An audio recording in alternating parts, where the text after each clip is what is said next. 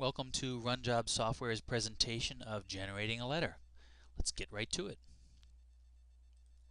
So we have a session open and we're on the project home screen as you see right here. And we are ABC General Contractors. Here's the job number. Here's our title of our project. Anyway, we want to write a letter, so we come down here to letter. We can click here on Create New, or we can go to the Manage button. Either way works. Neither is better than the other. Let's go into the Manage screen so I can explain letter numbering to you. So I click on the Manage button. Now there's two letter numbers that are generated by RunJob, and they're both very important. So let's start over here on the left column, which is just the serial number. This is the easy number in that every letter you write on the job just gets the next number in the sequence. So 1, 2, 3, all the way down to 7. Our next letter will be 8. Now this is very important here. So what are all these alphanumeric letters and numbers here? Very simple actually. It's the from party. Don't forget we're ABC General Contractors. Then there's a slash. Then there's the to party, or the receiving party. This letter is going to ZZC. And this is the first letter we've written, ZZC. So again, this is from ABC. It's to ZZC. And it's the first letter to that party. Just moving down here, this is the first letter we've written to RS. And this is the first letter we've written to JC. Now here's where the numbering gets a little toggled and RunJob really kicks in with the intelligent numbering system. So here on the fourth letter on the project, ABC wrote a letter to ZZC, but it was the second letter to ZZC, but the fourth letter on the job. And you can see as we go further down, the fifth letter was the third letter to ZZC. The sixth letter on the job was the fourth letter to ZZC, and we just wrote the seventh letter to a company called TES, and it was the first letter to them. Now, why all the fancy numbering? If you're not familiar with this, and if you've never been in a dispute, well, you know, hey, that's great for you, but oftentimes, from our experience in construction, when you enter into a dispute or a claim situation, it really helps to have intelligent numbering of your letters. The serial number is great, and that makes it easy for you to file and easy for you to make sure you have all of your own letters. But what also becomes very important when you're in a claim situation or in a dispute is to make sure that your letters to your client, maybe your subcontractor, are numbered in this fashion really for just referencing back to. And what I mean is that, you know, you may write a letter 3 months from now and you'll want to refer to a letter, you know, you wrote 3 months ago. It makes it very easy to write a letter if you have a discrete number already assigned to the letter, instead of just saying, oh, the letter we wrote you back on June 1st, June 2nd, whatever it is. It's better just to refer back to a discrete letter number.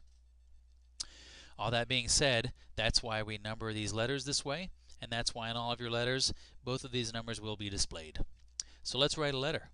We come up here to the Add button, click on that. So we're going to write a letter. So we are ABC. I am fictitiously Bill Martin. We're going to write a letter to, not to this guy, this is our client. We're going to write a letter to the foundation company. He's our sub, and unfortunately for him, he's got a problem, and we've got to tell him about it. So we go down here, and Ron Thomas is their PM. We just select him. The date comes in automatically. The letter number was intelligently generated by RunJob. It's going to be from ABC. It's going to be to TFC, which is, as over here, the foundation company, TFC. And it's the first letter we've written to TFC. But it's the 8th letter on the job. These are all important and all being managed by RunJob. The subject is, sorry about that, failing piles causing delay. Mr. Thomas comes in automatically because when you set up Ron Thomas as your contact, you told RunJob that you wanted letters addressed to Mr. Thomas as Mr. Thomas versus Ron or some other means of doing it. Anyway, I clicked on this white box, and what happens in this white box is you write the body of the letter. You've already generated everything above the body. Mr. Thomas, the address, everything else has been generated here by RunJob. And everything below it, the closing, very truly yours. Again, you're Bill Martin, or I'm Bill Martin. All that stuff has already been generated. You just have to come in here and just write the body. So let's do that. So this isn't a very nice letter, but we've got to write it. And it says something like this.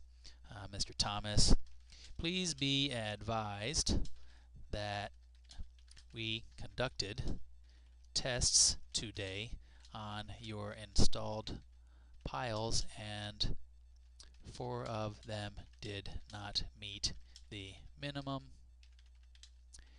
loading requirement, period.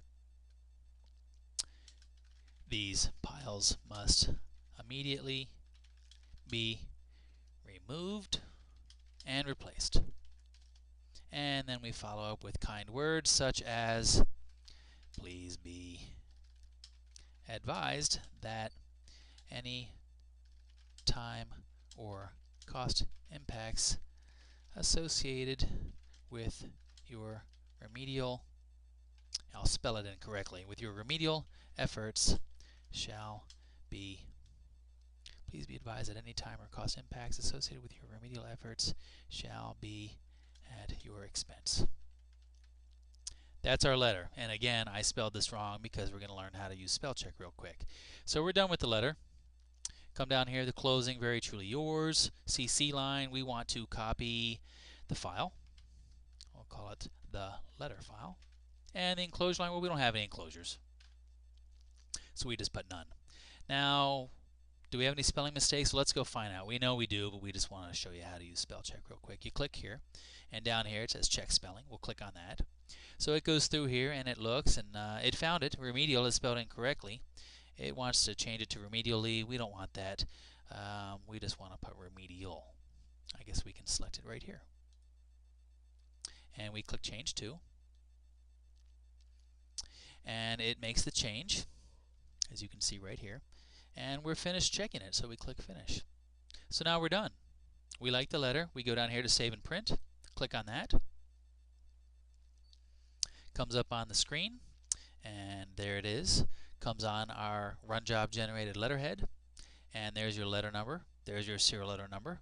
This is already populated, and so is the letter, so is the closing, so is your name.